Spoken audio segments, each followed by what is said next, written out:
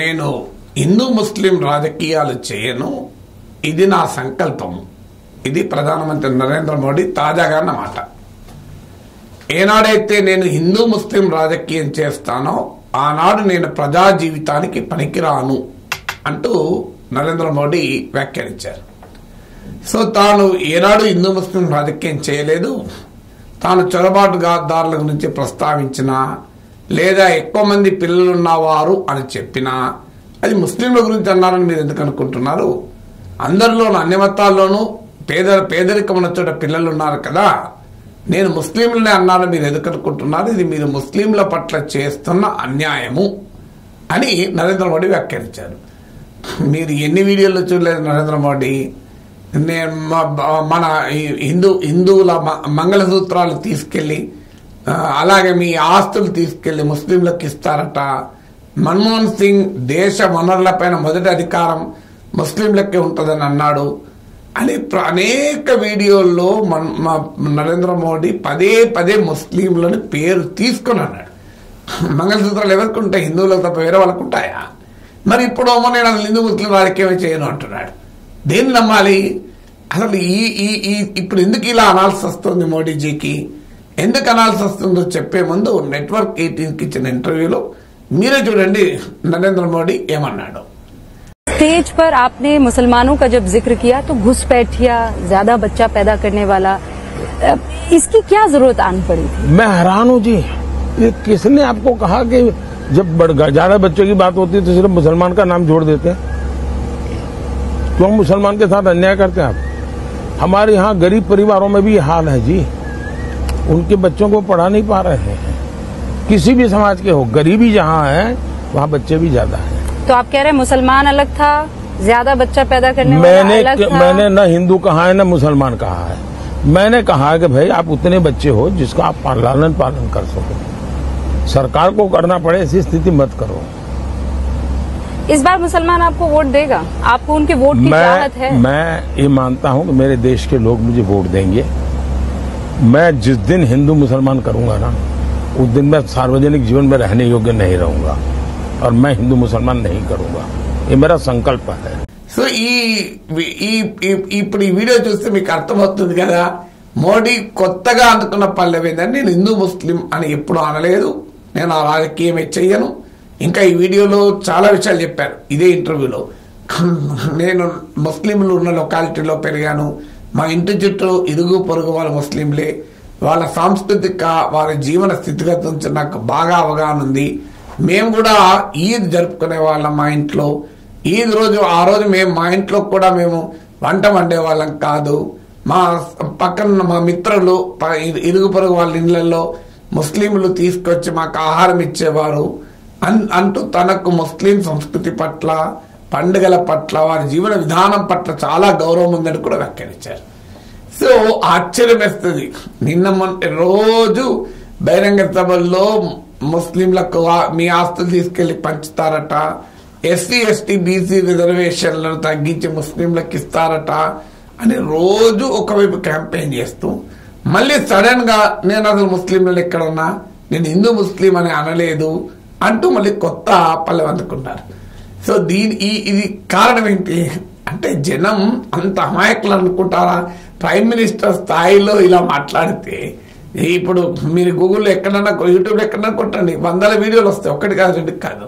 So ఏ రకంగా ముసల్మాన్ అని ఎన్నిసార్లు అన్నాడు, మరి ఇప్పుడు ఎందుకు అనాల్సి వస్తుంది?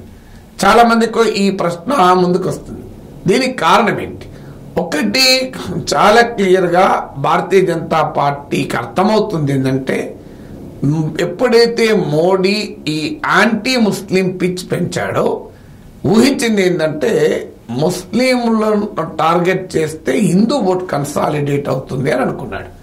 కానీ హిందూ ఓటు పోలరైజ్ కావడం లేదు అనేది బహుశా అర్థమైనట్లుంది. అందువల్ల ఇంకా ఈ కమ్యూనల్ పాలిటిక్స్ ను జనం యాక్సెప్ట్ చేయడం లేదు. హిందూ ముస్లిం అనే నినాదాలు ప్రజల్లో గతంలో లాగా భావోద్వేగాలు రగిలించడం లేదు. ఇది బహుశా మోడీకి అర్థమై ఉండవచ్చు. అందువల్ల ముస్లింలను టార్గెట్ చేస్తూ మాట్లాడితే హిందూ ఓటు పోలరైజ్ కావడం లేదు, హిందువులు ఏమీ యాక్సెప్ట్ చేయడం లేదు దాన్ని. పైగా ముస్లిం ఓటు మాత్రం కన్సాలిడేట్ అవుతుంది కాంగ్రెస్ వెనకాల, ముస్లిం ఓటు మాత్రం ఇండియా కూటమి వెనకాల పోలరైజ్ అవుతుంది.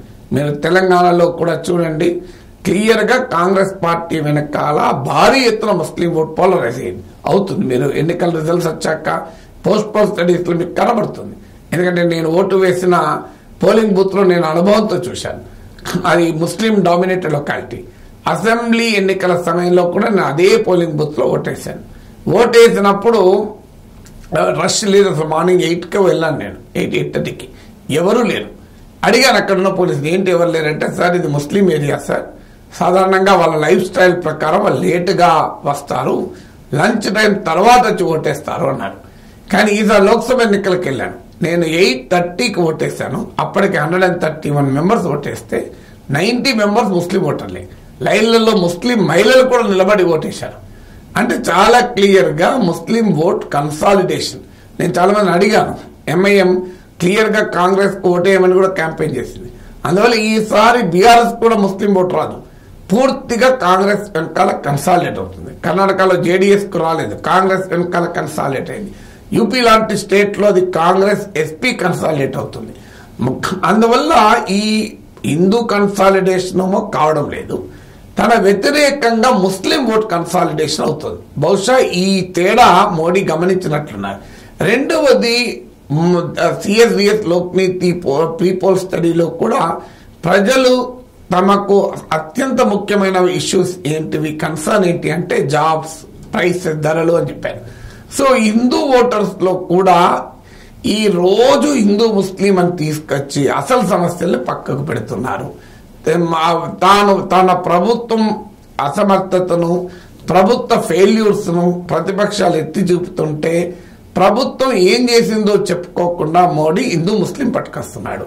అంటే అన్ఎంప్లాయ్మెంట్ నుంచి, ప్రైస్ రైజ్ నుంచి, ఎకానమీలో ఉన్న ఇబ్బందుల నుంచి ప్రజల దృష్టిని మళ్లించటానికి ఈ రకమైన ఎత్తుగడేస్తున్నాడు. ఇది ఎన్నికల్లో రాజకీయ నాయకులు కావాలని సృష్టించే పాలిటిక్స్ ఆఫ్ పోలరైజేషన్ అని ప్రజలకు కూడా అర్థమవుతుంది. ఇది ఎంత మేరకు ప్రజలకు అర్థమైంది, దీని రిజల్ట్ ఎంత ఉంటుంది అని చెప్పలేం, కానీ డెఫినెట్ గా ఇది అర్థమైంది. అందుకే 370 అనే అంశం ఈ మధ్య మాట్లాడలేదు. 300 కూడా రావడం అంత సులభం కాదని విశ్లేషణలు రావడానికి కారణం ఇది. అందువల్ల ఈ నినాదము ప్రజల్లో ప్రభావం చూపడం లేదు, పైగా వ్యతిరేక ఓటు కన్సాలిడేట్ అవుతోంది. దానికి తోడు ఈ రాజకీయాన్ని ప్రజలు గుర్తిస్తున్నారు. ఇది కేవలం హిందువుల మీద ప్రేమతో కాదు, ఇది తమ రియల్ ఇష్యూస్ నుంచి ప్రజల దృష్టిని మళ్లించటానికి. ఇక మూడవ కారణం ఏంటంటే ముస్లిం కమ్యూనిటీలో కూడా ఎంతో కొంత ఓటు తీసుకురావటానికి బీజేపీ చాలా కాలంగా ప్రయత్నం చేస్తుంది. అందులో భాగమే ఆర్ఎస్ఎస్ సర్సంఘచాలక్ మోహన్ భగవత్ మద్రసాలను విజిట్ చేసి ముస్లిం మత పెద్దలతో చర్చలు కూడా జరిపారు. పాస్మండా ముస్లింస్ కు రీచ్ అవుట్ కమ్మని ప్రైమ్ మినిస్టర్ హైదరాబాద్ లో జరిగిన నేషనల్ ఎగ్జిక్యూటివ్ మీటింగ్ లో కూడా పిలిపించారు. పాస్మండా ముస్లింస్ అంటే ముస్లింలో ఉన్న వెనుకబడిన, సామాజికంగా ఆర్థికంగా వెనుకబడిన వర్గాలు. కొన్ని దశాబ్దాలుగా ముస్లిం కమ్యూనిటీలోనే ఆర్థికంగా సామాజికంగా బలహీనంగా ఉన్నవారు పాస్మండా సమాజాన్ని పెట్టుకుని ముస్లింలు కూడా అవకాశాలు ఎలీట్కే వస్తున్నాయని పోరాడుతున్నారు. అలాగే ముస్లిం మహిళల్ని ట్రిపుల్ తలాక్ ఆధారంగా అట్రాక్ట్ చేయాలని బీజేపీ ప్రయత్నిస్తుంది. అందుకే మీరు చూడండి, మాధవీలత నేషనల్ ఛానల్స్ కి ఇచ్చిన ఇంటర్వ్యూలలో కూడా అనేక సందర్భాల్లో పస్మండా ముస్లిమ్స్ ముస్లిం ఔరతోం కా అని చెప్పి చాలా అంశాలు అన్నారు. అందువల్ల ఎంతో కొంత పర్సెంటేజ్ ముస్లిం ఓట్ను తమ వైపు తిప్పుకోవాలి అని బీజేపీ ప్రయత్నిస్తుంది. సో అంటే హిందూ ఓటు పోలరైజ్ కాకపోగా తమకు అవకాశం ఏమైనా ఉంటే ఆ కొద్దిపాటి ముస్లిం ఓటు కూడా తెచ్చుకునే అవకాశం పోతుంది. అందుకే ప్రైమ్ మినిస్టర్ మొదటిసారిగా తాను హిందూ ముస్లిం అనే మాట మాట్లాడను, అలా మాట్లాడిన రోజు నేను ప్రజా జీవితానికి పనికిరాను అని కొత్త పల్లవి అందుకున్నారు.